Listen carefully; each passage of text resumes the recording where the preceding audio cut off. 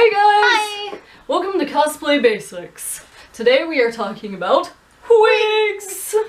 We're going to be talking about the proper styling and wig care today. Cutting is a whole different story, that'll be a whole nother video. Today is about caring for this beautiful thing that you love and want to keep nice for the remainder of your cosplay career, right? Wigs are pretty expensive sometimes, and there's just a little bit of maintenance involved in taking care of your wigs to make sure they last a long time, they don't get too tangly, they're gonna look how you want them to look for a really long period of time, so. Let's get started. Now, first thing about wigs. Wig caps. You gotta wear these to put on your wig or your hair is going to It'll show around the outside edges and everything like that. So, there are two different types of wig caps that we're going to talk about today. These wig caps that are for shorter hair, so if you don't have very long hair, they can work for long hair, but some people don't like these as much for long hair. But these ones are for short hair. You've got your blonde and you've got your black. And then you have wig caps for longer hair. A lot of times these will be listed as wefting caps or as weave caps because a lot of people will actually sew weaves into these. The big difference you're going to find is on these types, they're like a stocking. So when you get to the end of them, there's a seam. You can't get through it. It's like a bad chest burster alien. With these ones, there's a hole in the back. So it almost looks like a raver sock or something like that. You have a hole on both sides. And that's what really helps with longer hair. I'm actually going to show that here. You can put yours on since you have such nice short hair. I don't want those hair rolls. So with the long ones, you want to take it and put it all the way down around your neck like a necklace. And then you'll pull it, grab the side that doesn't have the headband, the open side. Pull it back up, do the Lady Gaga for a second. But what that's going to do is let you get all of your hair into the wig cap all at once. Then you can pull that forward, pull this nice band up to the edges. And when you put on a wig cap, you always want to pull it to the edges of your hairline. Make sure it gets all of its little hairs underneath it, and then tuck it up over your ears. That way it follows right along your hairline here. And see, for me, now all of my hair is tucked up under that and easy to get to. Where on him, his was short, so he kind of can just pop it down around his hair. Putting on the wig. Some wigs, good wigs, come with adjusters. So if you have a larger head or a smaller head, you can adjust it to fit you. Now, we look like we have about the same size head, right? Wrong. This, adjusted as tight as it is, would not fit this one. Nope. The same as it fits me.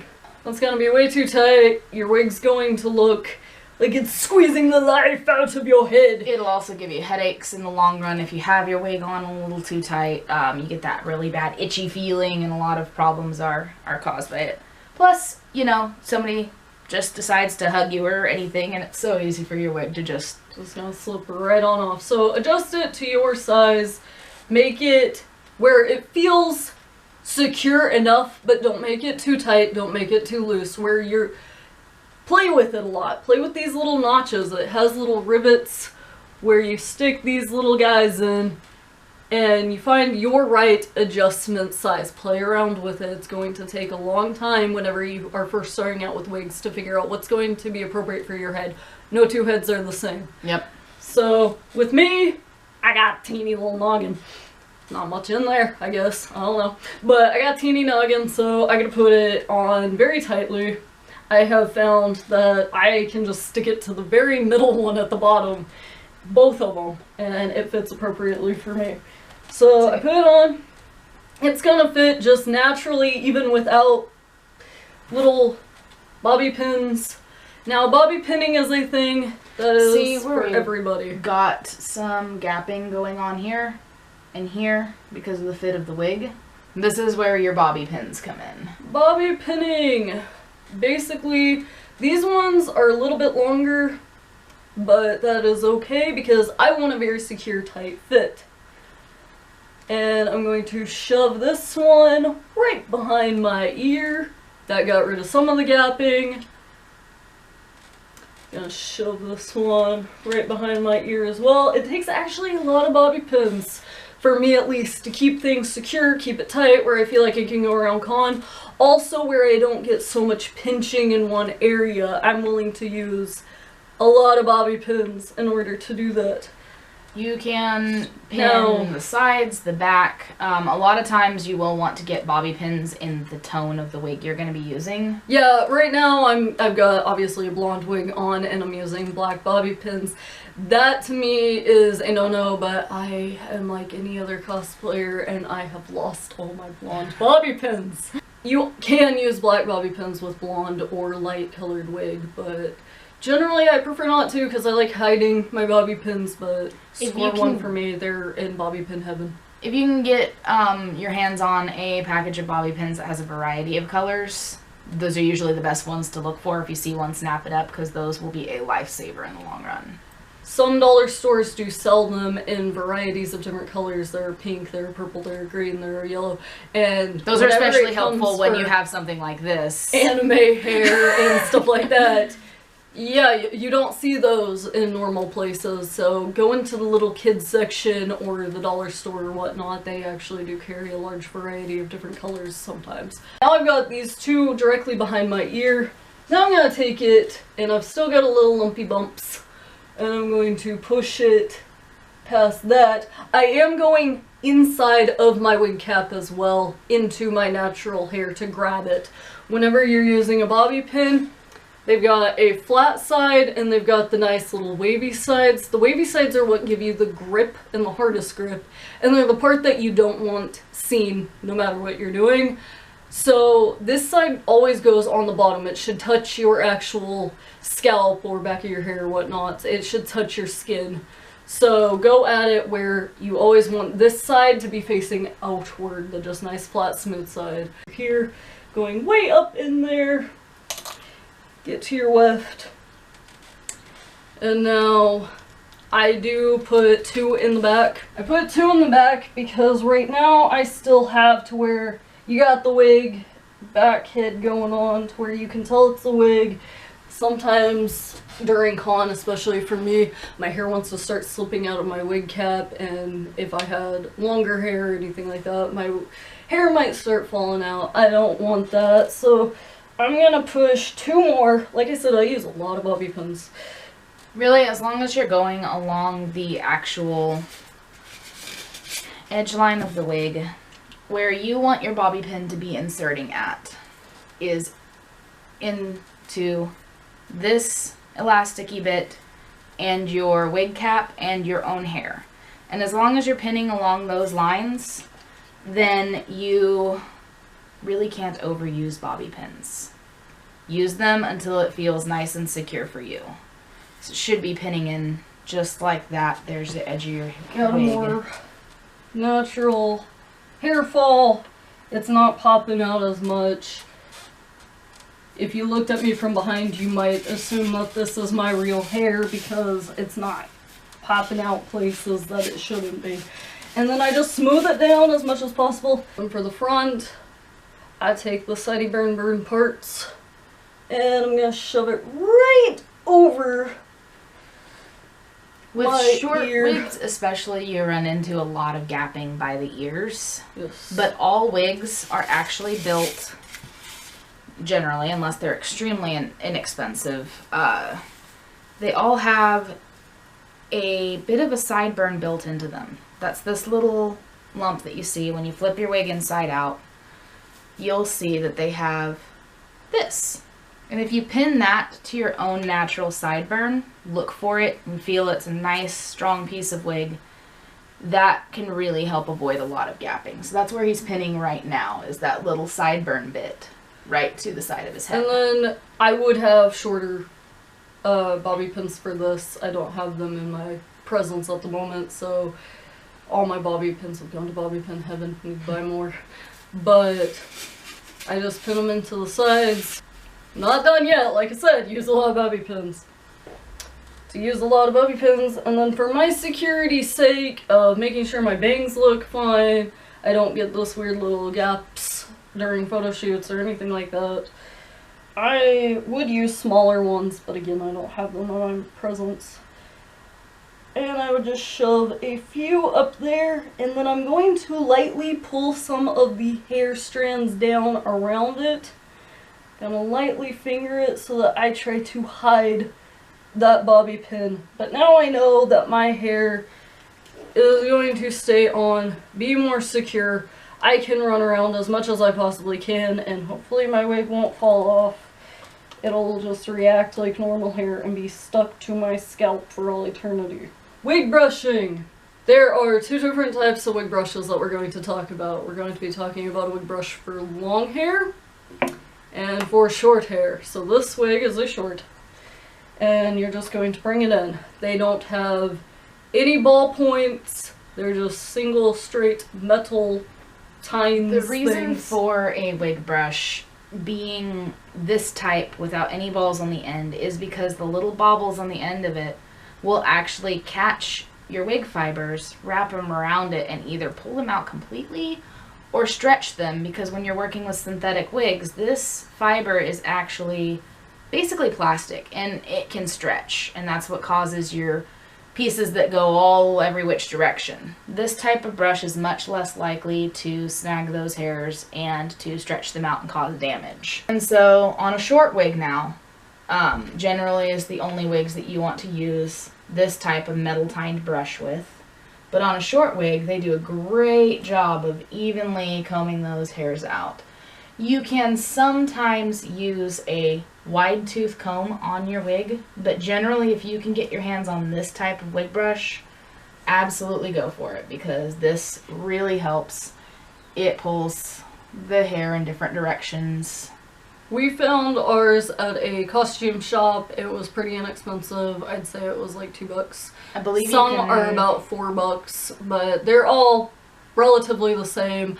I believe some beauty stores sell them if they sell things for wigs and whatnot. On the subject of wig caps and selecting your wig cap, the reason that you want to select a wig cap based on your wig, not based on your hair color, is because obviously this dark wig cap would show right through the fibers of this light wig.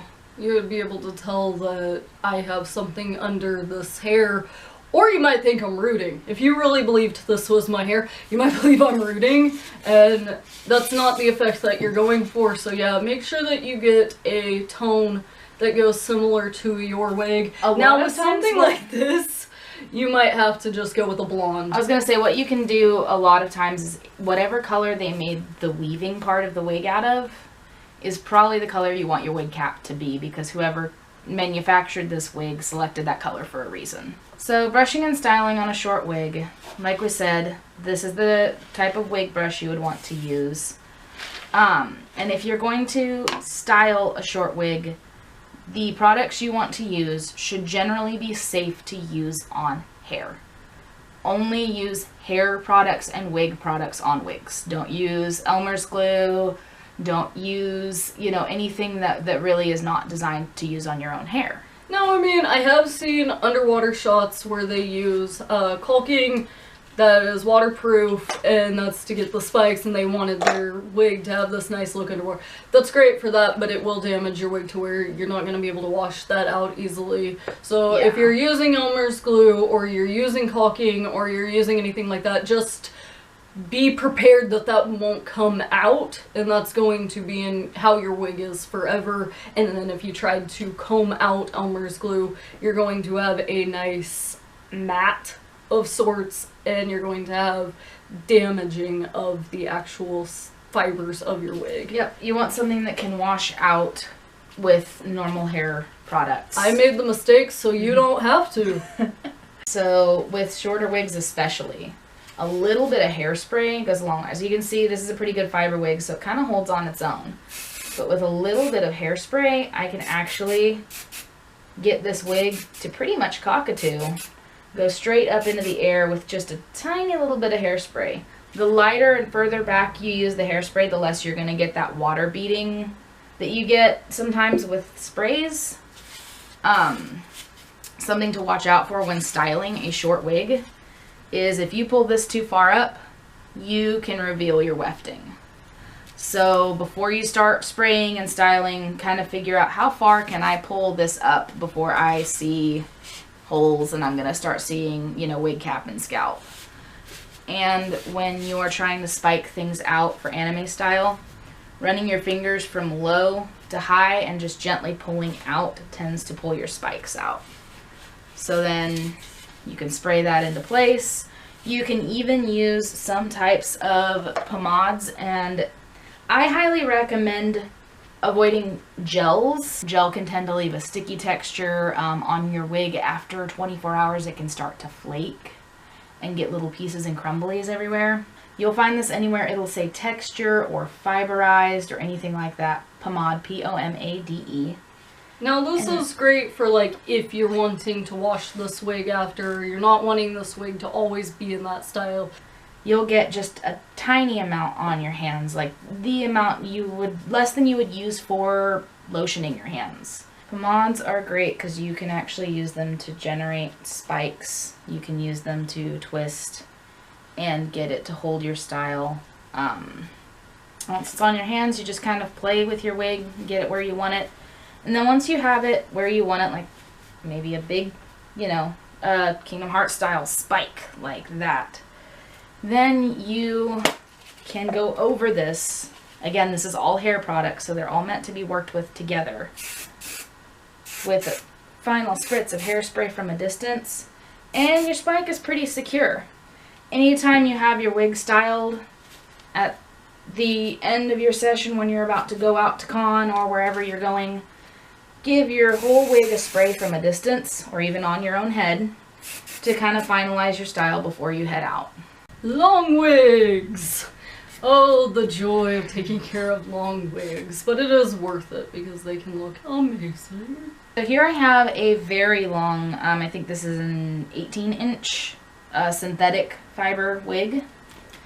And with these kind of wigs, it really is a battle of brushing, brushing, brushing to maintain a wig of this length. You want to brush before, you want to brush during, and you want to brush after every time you use it.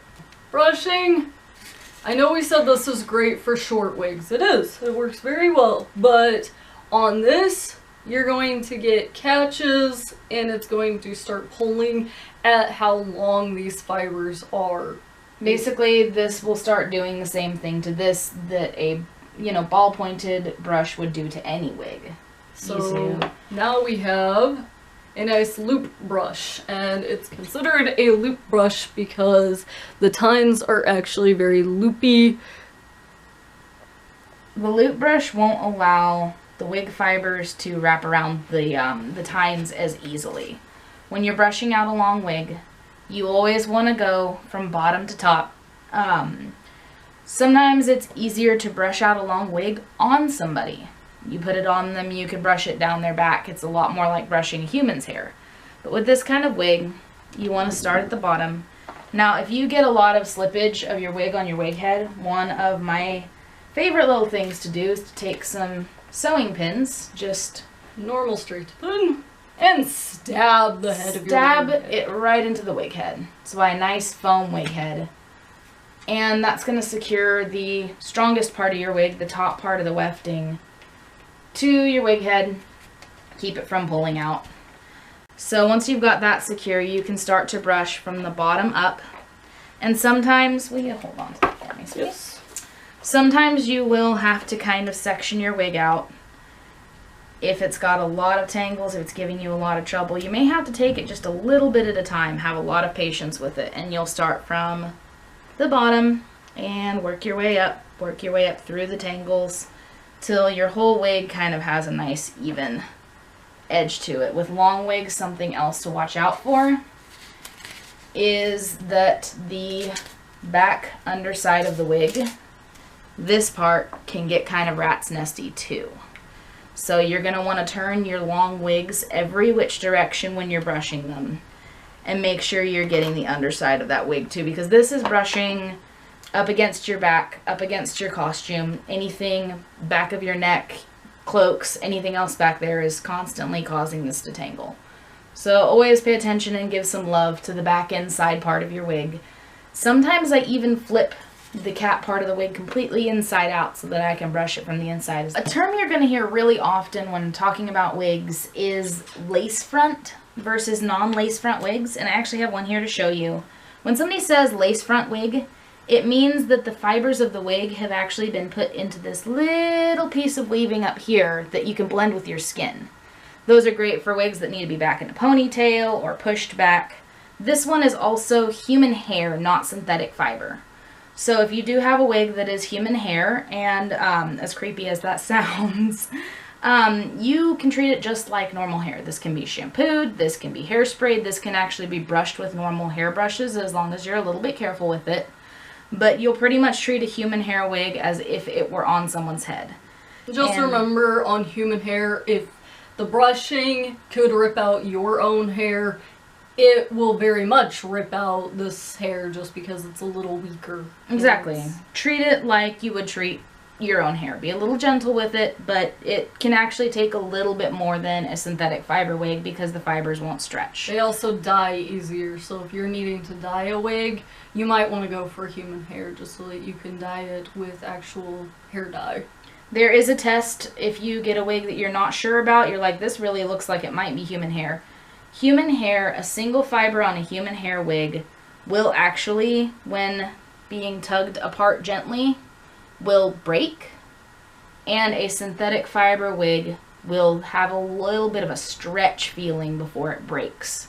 So find a fiber way underneath where it's not going to show anywhere and test it out if you're not sure what your wig is made out of. With blending a lace front wig, because this will show very obvious no matter what your skin tone, this is going to obviously stand out. Some people might think that you're flaking very, very badly on your scalp, and how you do that is some people use latex to just kind of like blend it, and then they put their makeup over it, their normal just foundation. If you are allergic to latex, please do not do this.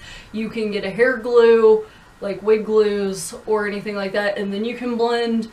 Or if even that you're allergic to, then just do your best to blend it and contour it with your own makeup. The point of a lace front wig is to make it look as if it's growing out of your own head. Yep. So you want to blend that so that it will really look like it's growing out of your own head. And put somebody else's hair on your head. My fabulous yet? Awkward cockatoo. Wig storage. Another part of maintaining your wig is making sure you store it properly so that the style you've given it doesn't get messed up and the fibers don't get messed up by air or other elements. One technique for highly styled wigs, one that you've, spent hours putting the right spikes into and getting exactly correct, is to actually take a large box. A lot of people use this, which is a sewing machine box, and if you sew, you probably have one of these. You can simply place your wig inside of it, and when the top goes down over it, you can usually put up to 2 small wigs in here, and you can take it straight to con just like that. Because when you take it off, it's fine. Store wigs in your closet or in your luggage in plastic bags to protect them from wet elements and to kind of help protect them style-wise and keep them from getting tangled. A lot of your wigs will come with a bag. Don't ever throw that bag away because that can be really helpful. You always want to put them in forehead first so that everything lays down this direction, the way it should normally lay.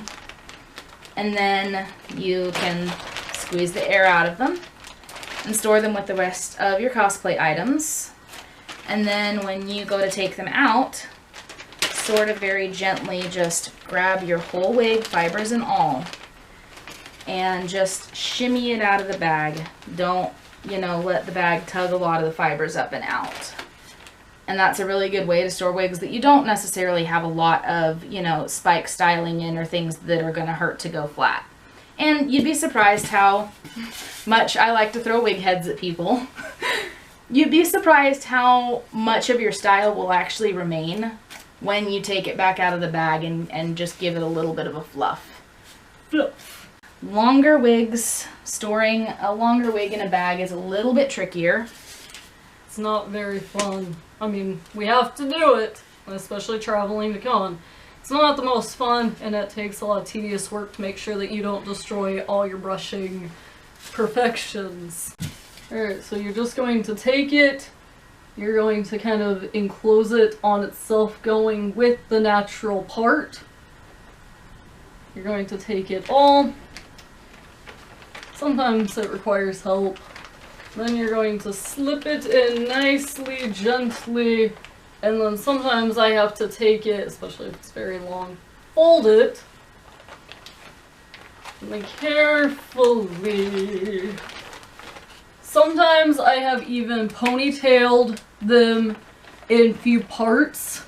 Like I've taken the whole thing, done a few ponytails, one up top, one in the middle, one at the bottom. That way I'm like, it will not at all start tingling in on itself. You can, I know a lot of people to use light crafting ribbon, and they'll just go around the ponytail part of the wig, not tightly. Never use rubber bands on your long wigs, because that can tug and tear it. Anything you can gently tie, wrap around it, just so that it all stays together. You almost give it a Jasmine look. Yeah. Give it Jasmine from Disney's Aladdin. And that gives you places where you can also kind of curl it and keep it all together.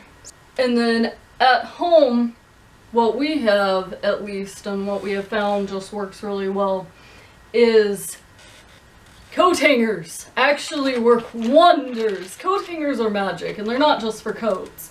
So you'll put your coat hanger up on the wall. We have them in our cosplay closet. And you'll have your little hook. Get the hook ones or something like that. Any type works. We have the little hook ones. They're super cheap. Just nail them to your wall. And then you hang it up. And then it's nice. It stays where it should. I wouldn't have it in a high trafficked area. Keep it in your closet. Inside of a closet or on a wall that you're not going to brush up against often. Because you don't want to like keep doing this to your poor wig, even if you don't notice it at your elbow or something and you keep brushing up against it. But anywhere, just out of the way. Keep it up high even if you need to. But that way, then whenever you need your wig and you're like, oh man, I really needed my long wig today. It's right there. You unhook it. It should stay exactly where it had been. You don't have to worry about, did it get tangled in the bag? Do I have to be super careful getting it out of the bag? It's ready and easily available to you.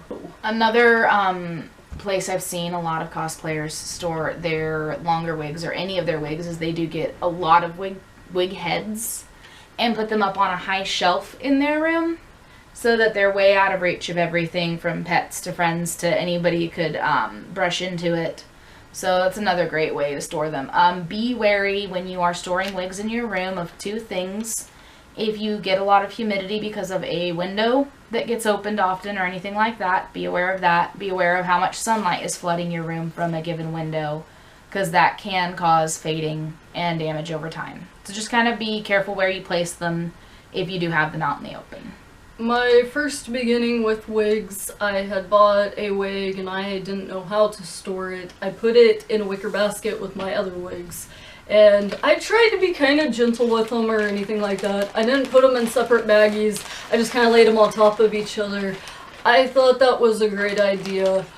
The only problem was it was a wicker basket. I kept it in my room. I kept it on the floor. And a few days later, I went and grabbed all of them. And I was putting one on and I realized that a spider had nested inside of it, and I had a ton of baby spiders on my head. So we hope you guys have enjoyed our video on the basics of wig care, and join us next time when we're going to teach you how to wash and condition your wigs. Thank you all so much for watching. We'll see you next time on Cosplay Basics.